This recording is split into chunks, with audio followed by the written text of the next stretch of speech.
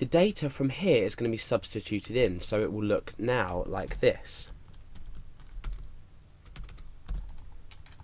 What we can then do, so the data's been substituted in through these variables, what we can then do is we run this query and it returns us either 0 rows or 1 row depending on if the username and the password match. So hopefully you understand that at this point. Now what happens if the user was to enter some values that actually modify our SQL query, which is here? So for example, let's say the username was single quotation mark equals single quotation mark or 2 quotation marks equals quotation mark. Let's just say the user entered that as the username, and they did the same for the password. So because they're free to enter anything in the form, we've picked up these variables using this, and now we're transferring these variables into here. So now username, let's just copy it and copy and paste over, that to there, and copy and paste that over to there. Now let's get rid of this because that just showed us the example. So the username is now equal to this value here, and the password is also equal to this value in blue. So let's just look at the highlighted value in blue. What this has actually done, if I take the blue away, you can see it's modified our SQL statement.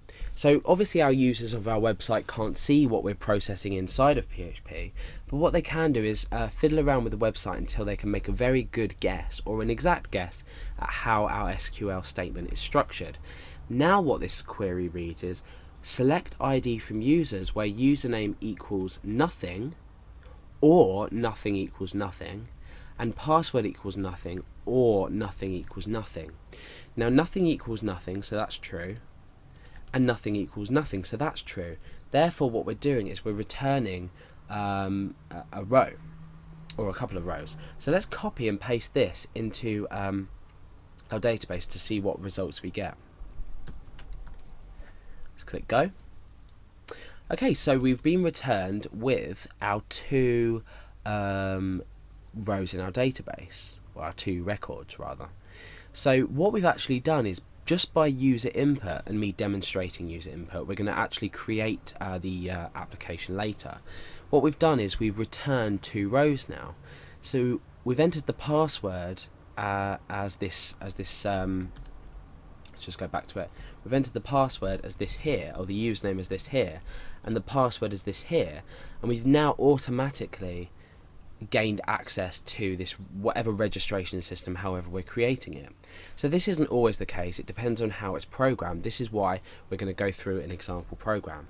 So that's just basically a bit about PHP or SQL injection in general, but with PHP obviously it's the same vulnerability. So now we know what SQL injection is, and we've seen an example of it.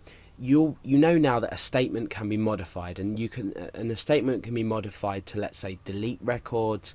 We're not going to go into anything too complex. This is just a representation of it, but we can do absolutely anything we want to our database, more or less. So I'm going to talk now just about the first way to protect against SQL injection. This doesn't actually prevent the user input. We're not doing anything in PHP.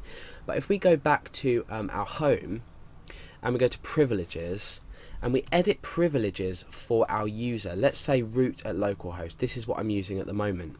Now you can see here that we've got ticks for absolutely everything. Now let's say we were creating a website and we were logging in, we were connecting to our server, and we were also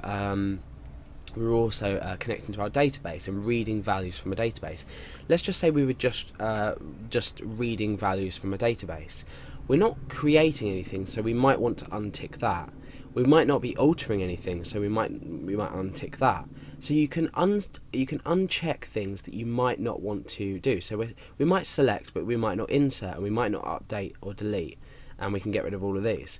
So by getting rid of all of these, we've already limited our privileges for this specific user. Therefore, if someone was to come in and try to inject or change your statement server side to, say, delete your entire database, then they might not be able to do it because you may have unselected the privileges. So at the moment, because I'm working on a local computer, my privileges are set to everything, just in case, depending on what I need to do. So that's one way that you can protect against it. So only select the privileges that you absolutely need on the website. So if you, it's very rare that inside a web application you'd want to say drop your entire database. So you can remove this, or drop tables. You might need to drop tables.